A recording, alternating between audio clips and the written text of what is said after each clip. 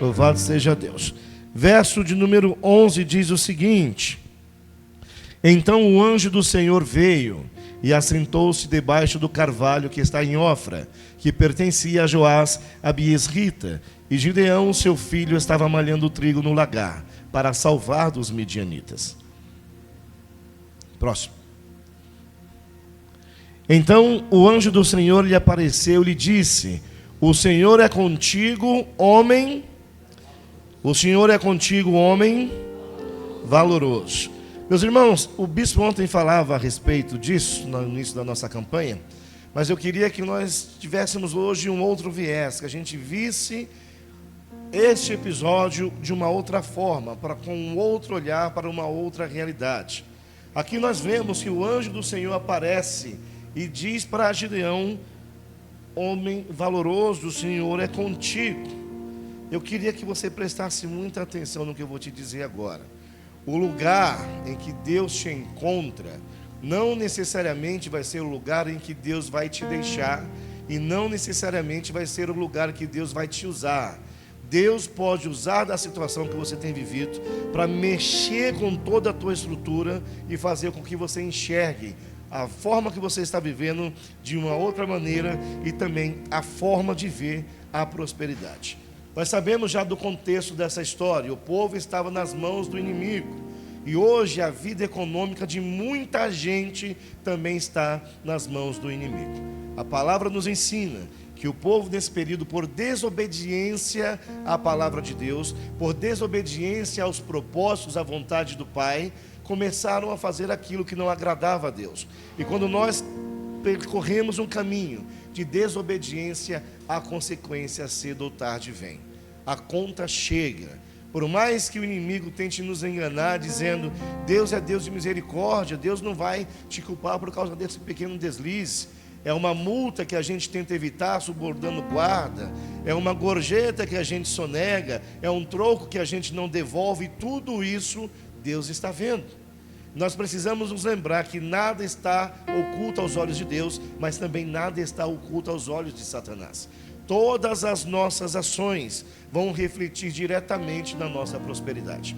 Hoje pela manhã eu falava para o pessoal o seguinte: tem coisas que a gente faz sem perceber, que implicam diretamente no resultado de uma ação. Um exemplo tolo: um jogador de futebol. Todo mundo lembra do Romário? Sim? Romário falava, fizeram até uma música, ele até cantava: treinar para quê? Para que treinar se eu já sei no que vai dar? Romário tinha talento bruto, era um homem que foi realmente, para aquele propósito, dotado do dom de Deus. Se ele tivesse se preparado, se ele tivesse treinado como todos fazem, se ele tivesse feito tudo certo, passo a passo, ele teria jogado pelo menos mais uns 5, 10 anos. E a gente, por achar que já sabe demais, por achar que está pronto demais, por achar que já conhece demais, começa a relaxar na tomada de decisão. E quando nós começamos a relaxar na tomada de decisão, o inimigo se aproveita da nossa autossuficiência, da nossa, às vezes, até mesmo arrogância, e começa a minar a nossa prosperidade. E esse povo começou a fazer aquilo que não agradava ao Senhor, e começaram a viver por 7 anos entregues nas mãos do inimigo. E tem muita gente que há anos batalha, há anos trabalha, há anos tem um objetivo, há anos tem um propósito, há anos tem um sonho, e todo mês não consegue guardar um centavo, porque parece que o seu dinheiro vai sempre para a mão do inimigo. Sempre vai para a mão do inimigo. Eu trabalho e não prospero. Eu me esforço. Não é falta de empenho, não é falta de esforço, não é falta de entendimento do que precisa fazer na ocupação que executa. É falta de atenção aos detalhes. Esse povo pereceu por 7 anos. Eu queria perguntar para você hoje: há quanto tempo esse seu projeto, esse teu sonho não sai do papel? Aquilo que você sempre desejou, aquela viagem dos seus sonhos, há quanto tempo você tem planejado? Tem gente que trabalha, recebe o dinheiro, quando chega em casa, a farmácia leva. Quando chega em casa, o mecânico leva. Quando chega em casa, a necessidade de um familiar leva. A necessidade de um amigo leva. Uma TV quebrada leva. Era o que acontecia com esse povo. Tudo que eles construíam, o inimigo vinha e simplesmente levava embora. Deus foi à procura de alguém valente para libertar o povo. E hoje, da mesma forma que este anjo apareceu para Gideão, ele aparece aqui para você para te dizer que Deus é contigo. Deus é contigo. Pastor, mas a dificuldade que eu tenho enfrentado é muito grande. Deus é contigo. Homem valoroso, Deus é contigo. Mulher valorosa. A gente precisa entender que aonde estou agora não vai determinar onde eu posso estar amanhã. Porque Deus não me vê como eu estou agora, como eu estou me saindo agora. Deus não te vê no lugar em que você está. Deus tem a capacidade e pelo plano que Ele tem para a sua vida, Ele começa a te ver no lugar que Ele quer te colocar. Gideão também sofreu, Gideão também teve medo em algum momento, até o momento, a hora em que ele se revolta e começa a tomar uma decisão que nós precisamos tomar hoje. Qual decisão? O inimigo não vai mais tomar a minha prosperidade. A falta de planejamento não vai mais tomar a minha prosperidade. A falta de ação consciente, aliás, de ação não consciente, não vai mais tirar a minha prosperidade. Talvez você chegou aqui hoje com a sua alma já até cansada, com o seu corpo cansado, com a sua mente cansada, mas eu quero te repetir o que o anjo disse a Gideão: Deus é contigo, homem valoroso e mulher valorosa. Nas passagens subsequentes, nós vemos Gideão discutir com o anjo: ah, mas a minha casa é a mais miserável em Manassés.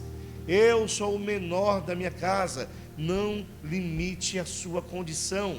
Você só pode limitar a sua condição quando você determina no seu coração que você é responsável pelo seu sucesso e pelo seu fracasso e ninguém mais.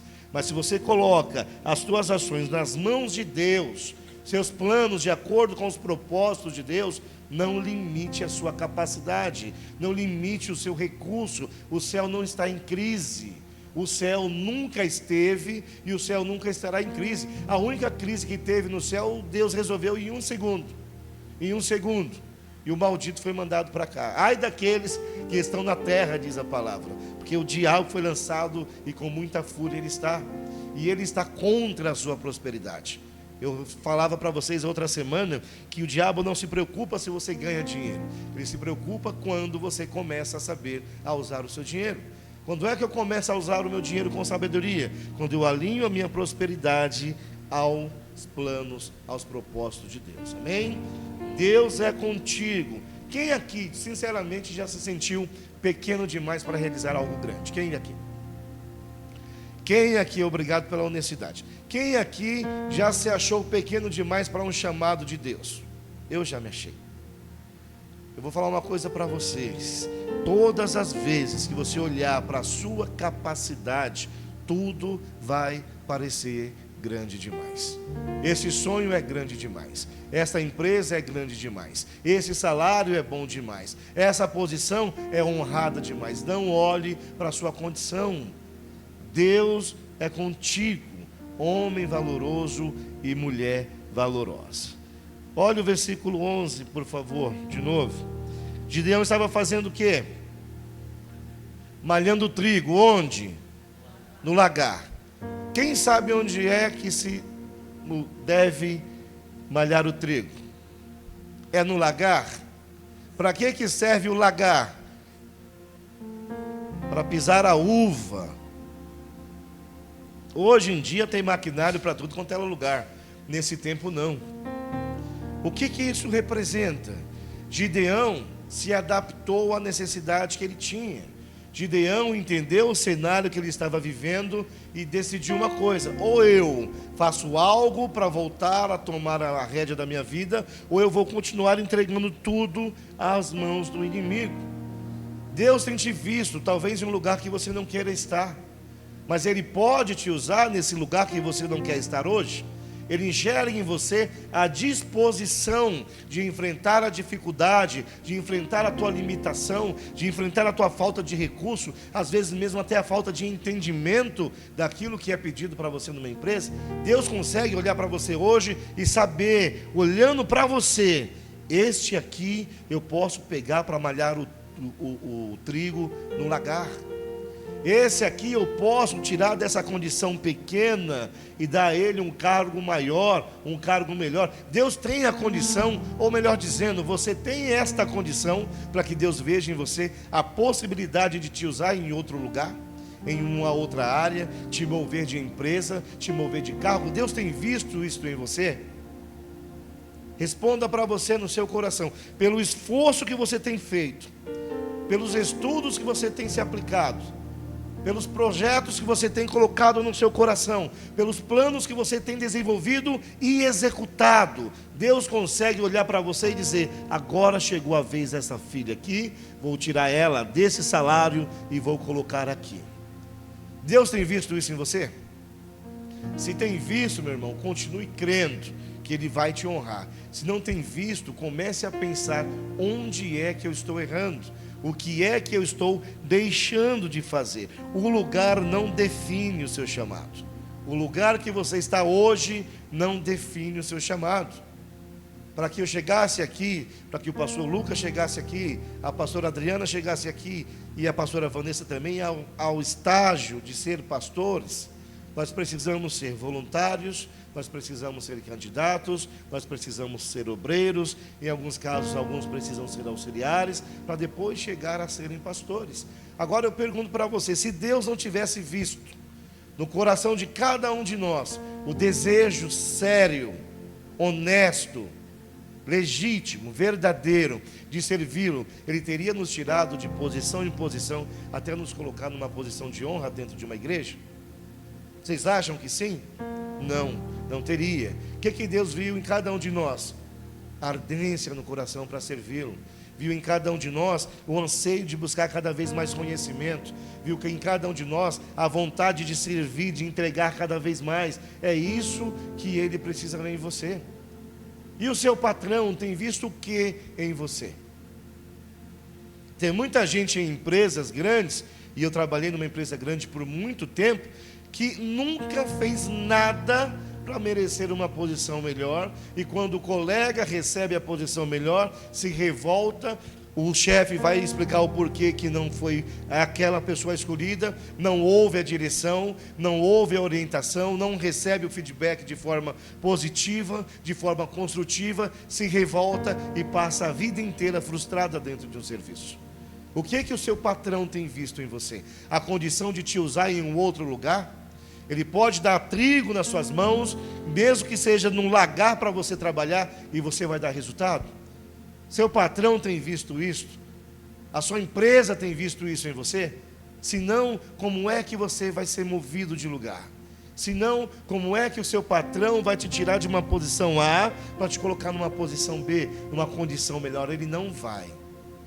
Eu tenho um irmão chamado Max, ele é funileiro, trabalhou a vida inteira com funilaria e pintura de automóveis, mas eu me lembro, desde criança, todos os dias ele saía para a oficina de terno, gravata e com uma pasta. Todos os dias ele se vestia como se fosse um empresário. Sabe o que tinha dentro da pasta dele? A marmita, o garfo e a faca. E eu perguntei uma vez para ele: Max, por que você vai trabalhar desse jeito? Todo arrumado, se você vai ficar todo sujo na oficina. E uma vez ele me respondeu: no dia que buscarem um gerente da oficina, você acha que vão olhar para quem primeiro? Porque ele se mostrou diferente, ele se mostrou disposto a mudar, ele se mostrou disposto a receber, a acatar um desafio, enquanto outros não. Seu patrão não vai te promover só porque gosta de você, a não ser que ele seja desonesto, e não desonesto na questão de crimes, desonesto com os outros. Como é que eu vou promover um funcionário que não entrega nem aquilo que é pedido e deixar outro que entrega além do que é solicitado para trás? Não vou deixar, a não ser que eu seja desonesto. O que é que o seu patrão tem visto em você? Ah, pastor, eu sou empresário. O que é que os teus clientes têm visto de diferente em você? Por que é que o seu cliente tem a necessidade de escolher sempre o seu produto ao invés do produto ao lado? O que é que você tem entregue? Nós precisamos mostrar a diferença. Eu vim de mercado aéreo. Todo avião tem poltrona? Sim. Todo avião tem asa? Tem. Todo avião tem motor? Tem. Todo avião tem funcionário sorrindo o tempo todo? Tem. Todo avião tem tudo igual. O que faz a diferença na hora de comprar passagem, além do preço? O serviço que eu recebo. O serviço que eu recebo. Você vai numa loja. Aconteceu outro dia, pastor, lembra que a gente foi lá ver uns ternos? A pessoa já simplesmente, não tem. Não tem. A pessoa limita o bolso de todo mundo e perde venda. O patrão está só olhando. O patrão está só enxergando, está só observando. O que é que o teu superior tem visto em você? A condição de você ficar dentro da caverna onde você está hoje, espero que não. E se estiver também, não se ofenda do que eu estou te dizendo. Dentro da caverna, de que forma, pastor? Estou há 10 anos dentro da mesma empresa e não acontece nada. Estou há 20 anos dentro dessa empresa entregando o meu suor, até mesmo o meu sangue, e não acontece nada. O seu patrão vai te deixar dentro da caverna pelo que você tem entregue, ou ele vai te dar um lagar para você malhar, mesmo que seja o trigo. Qual é a capacidade que você tem demonstrado para ele? Querer ganhar bem, todo mundo quer. Eu sempre falo para minha esposa, as pessoas hoje, elas não querem mais trabalho, as pessoas querem emprego. Eu quero emprego, quero estar empregado, mas não quero trabalhar, não quero acordar cedo. Não quero, num dia que eu estou com uma dor de cabeça, deixar de ir no hospital pegar um atestado. Não quero, num dia que eu estou com tosse, não ir trabalhar. Gente, todas as suas ações dentro de uma corporação são vistas, principalmente as suas más ações. Mas eu repito, o anjo que apareceu para Gideão também vai aparecer para você, para dizer que você está debaixo da ordem de Deus. Amém? Você já sentiu em algum momento no seu trabalho que você já faz tudo de melhor? Você entrega o seu melhor, mas parece que não adianta? Já viu isso? Já percebeu isso? Por que será? Pastor, eu vou lá, me esforço, eu trabalho com dignidade, eu não falto, eu aceito todas as ordens, eu sou uma pessoa boa de equipe, mas eu trabalho e não prospero. Por quê? Deus tem que ver algo diferente em você. Deus nunca vai prosperar alguém que não está de acordo com Ele. Tem uma moça que vem aqui de vez em quando pedir oração, a Thalita. Outro dia ela estava reclamando aqui comigo: pastor, eu estou revoltada com Deus, estou brava com Deus. Eu falei: calma, Thalita, o que aconteceu? Eu estava vendo os meus vizinhos, eles todos lá prosperando, os meninos tudo de carro novo, e eu sou serva de Deus desde a minha infância e não tenho nada. Eu perguntei para ela: o que é que o Salmo 91 te ensina?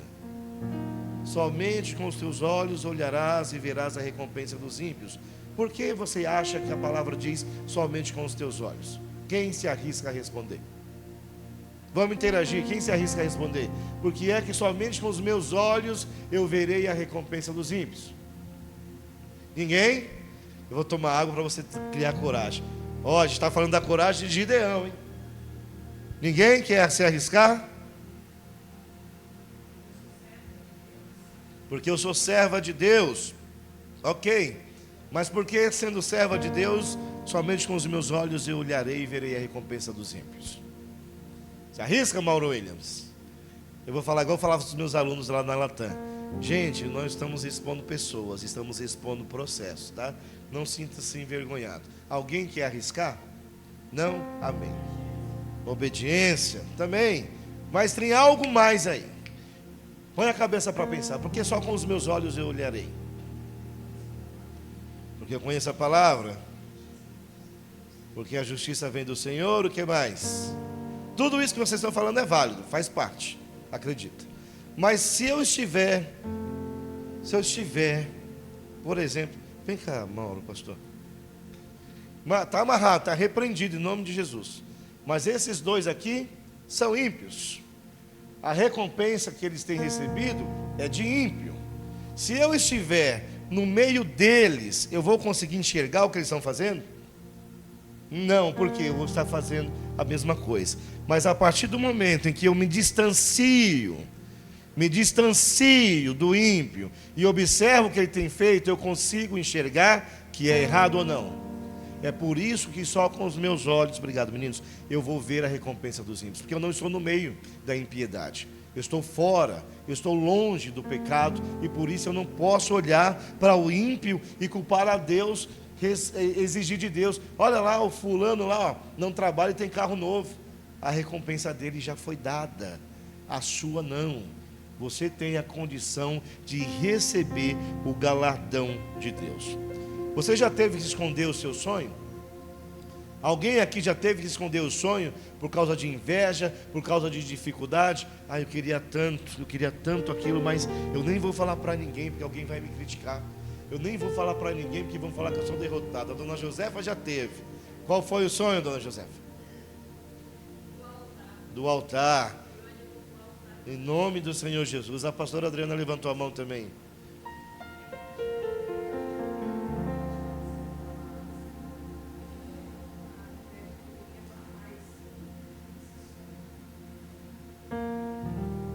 Alguém mais teve que esconder sonho por medo de crítica, por medo de zombaria? Um monte de nós já teve que fazer isso. Um monte. Mas o que a gente precisa fazer olhando o Gideão? Sair da caverna. Não ter medo de se expor. Não ter medo de arriscar. Não ter medo de investir. A maioria de nós aqui já está com uma idade um pouco mais acima. A gente continua tendo a necessidade de arriscar, a gente continua tendo a necessidade de investir, só que agora a gente quer dar passos mais seguros. Vocês que são jovens, se arrisquem, vocês têm tempo para errar, não se escondam, tem muita gente, tem uma frase aí bem batida, eu vou tentar lembrar aqui, que fala, como que fala? Que todos, como que é, meu Deus do céu? Nem todos os que tentaram conseguiram, mas todos os que conseguiram tentaram. Sabe a história do dono da Honda? Ele começou a querer vender bicicleta, não deu certo. Ele desistiu do sonho? Não. Hoje a Honda é uma marca conhecida no mundo inteiro. Ele não escondeu o sonho dele. Ele não foi para dentro da caverna, ele fez como Gideão. Bicicleta não dava certo, vou fazer a moto. Moto também não deu certo, veio dado de um tempo para cá, vou fazer carro. Ele estava malhando o trigo no lagar. Ele se adaptou, ele viu a necessidade de se mover e se moveu. E olha só, o anjo diz, no próximo, pastor, por favor, Mauro. O Senhor é contigo, homem, o quê? Valoroso. Você não vê Deus falando, eu sou contigo, homem fraco. Eu sou contigo, mulher fraca. Eu sou contigo, medroso, medrosa. Eu sou contigo, covarde. Eu sou contigo, homem valoroso. Deus enxerga valor em você. Deus enxerga a capacidade em você. Mas é preciso que você também se permita enxergar isso em você. Ah, eu sou incapaz. Ah, eu não consigo. Ah, mas não é para mim. Ah, mas não vai dar certo. Sai da caverna e pega o lagar e vai malhar o seu trigo. E o anjo vai chegar em você e vai dizer: com essa tua força, você pode até não livrar Israel, mas você vai livrar a sua vida do fracasso. Você vai livrar a sua vida do insucesso. Você vai livrar a sua vida da vergonha. Você vai livrar a sua vida da escassez. Se você gosta de viver uma vida de restrição, está amarrado, mas amém. Se você não gosta, você precisa se mostrar. Você precisa se mostrar. Eis-me aqui, Senhor, envia-me a mim. Quem enviarei? Eis-me aqui. Quem contratarei? Eis-me aqui. Envia-me a mim. Quem promoverei? Eis-me aqui. Promova-me a mim. Quem abençoarei? Eis-me aqui, Senhor, abençoa-me a mim. É isso que você precisa fazer. É isso que você precisa fazer. Quando eu lecionava na escola pública, quando chegava, tinha reuniões, chegavam os coordenadores de ensino, não sei o que, a gente tinha a mania de se esconder das pessoas. Se escondia das pessoas que eram importantes dentro da cadeia. E um dia uma professora falou para mim assim: James, tá vendo aquele povo ali, ó? É ali que você tem que estar. São eles que podem mudar a sua história dentro de uma empresa. Aí você tem a condição. O Mauro é um bom exemplo aqui, ó. Onde o Mauro, eu tenho certeza que se o bispo virar de repente, qualquer hora vai pisar em cima do Mauro. O Mauro está errado? Não, ele está certo. Tem que buscar da fonte, tem que estar perto daquela pessoa que te agrega valor, tem que estar perto daquele que te ensina, que te impulsiona, que te incentiva. Aí a gente vê alguém importante, o que a gente faz? Se esconde, está errado. Mentalidade de gente fracassada. Quem é que pode mudar a minha vida? Opa, é desse lado que eu vou ficar. Quem é que pode me ensinar a ser um vencedor? Opa, é do lado desse rapaz que eu quero ser, que eu quero viver. A gente se associa a um monte de gente fracassada e quer que a gente aprenda algo com as pessoas. Se você estiver aprendendo algo com a pessoa errada, você vai aplicar, você vai investir de forma errada. E o resultado não tem como dar certo. Não tem como dar certo. E como Deus falou com o Gideão aqui, às vezes a gente fala: ah, Deus, hoje eu me sinto quebrado, hoje estou todo arrebentado. E Deus está te vendo, sabe como? Como aquele que vai livrar a tua casa da miséria. Ah, Senhor, mas eu sou incapaz. Deus está te dizendo: eu hei de ser contigo. Se Deus é comigo, quem é que pode me parar? Se Deus me mandou, quem é que pode interromper a minha ação? Ninguém, ninguém. Para de se associar àquele que é fracassado. Repete comigo. Você já ouviu, antes de repetir alguma coisa comigo, quantas vezes você ouviu: você não vai conseguir na sua vida? Muitas ou poucas? Quantas vezes você já ouviu: você não vai conseguir, você não sabe fazer isso? Muitas e muitas e muitas. Tem vozes que às vezes estão aqui, do nosso lado, lançando palavras torpes, ou seja, palavras que não nos agregam em nada, não nos traz nada de bom. A própria palavra recrimina a gente. Não saia da tua boca nenhuma palavra torpe, mas saia da tua boca palavras que edificam e trazem vida. Aí a gente fica dando ouvido a vozes. Eu queria que agora sim você repetisse comigo bem alto: essas vozes vão calar, porque a voz de Deus é mais forte. A voz de Deus é mais forte. Não te mandei eu, em um dos versículos Deus pergunta a Gideão: não fui eu quem te mandei? A voz de Deus é mais forte, a voz de Deus é mais alta, a voz de Deus é que vai direcionar você para o sucesso. Sai dessa caverna, sai da caverna do medo, sai da caverna da insegurança, sai da caverna que traz aquele sentimento de inferioridade, de incapacidade. Deus te deu a capacidade de inferir, de raciocinar. Deus te deu inteligência, Deus te deu domínio sobre a terra. Outro dia eu estava até em um devaneio de pensamento, vendo aquele povo lá que fica domando o leão. Você acha que o sujeito lá doma o leão porque ele é mais corajoso que um leão? Porque ele é mais forte que um leão? Não, porque Deus já havia determinado lá em Gênesis: dominai sobre toda a criatura da terra. Deus já deu a palavra, Deus já te deu a direção, Deus já fez tudo o que você precisa. É hora de você tomar posse da sua herança. É por isso que eles domam leões, porque Deus disse que nós dominaríamos tudo. Deus quer a sua vida próspera? Quer, mas você precisa querer mais que Ele. Gideão se cansou de viver uma vida de trabalho. Aí quando eu vou receber do meu trabalho, do meu suor, vem o problema e leva o meu dinheiro. Vem a doença e leva o meu dinheiro. Vem o mecânico e leva meu dinheiro. Está amarrado, gente. Nós precisamos querer ter cada vez mais. É a mesma coisa de Deus. Consigo até imaginar Deus falando assim para você. Ou melhor, eu queria até que você começasse a ver isso. Quando você se sentir fraco demais, inferior demais para algo grande, você precisa entender que Deus vai olhar para você e dizer bem assim: é porque você é fraco, é porque você é limitado, é porque você tem esse tipo de sentimento que eu escolhi justo você. Na minha fraqueza eu sou forte.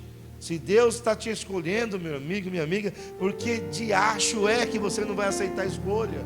Se Deus está dizendo que é contigo, por que é que você vai duvidar? Se Deus está dizendo que você pode prosperar, por que é que você vai limitar a ação de Deus?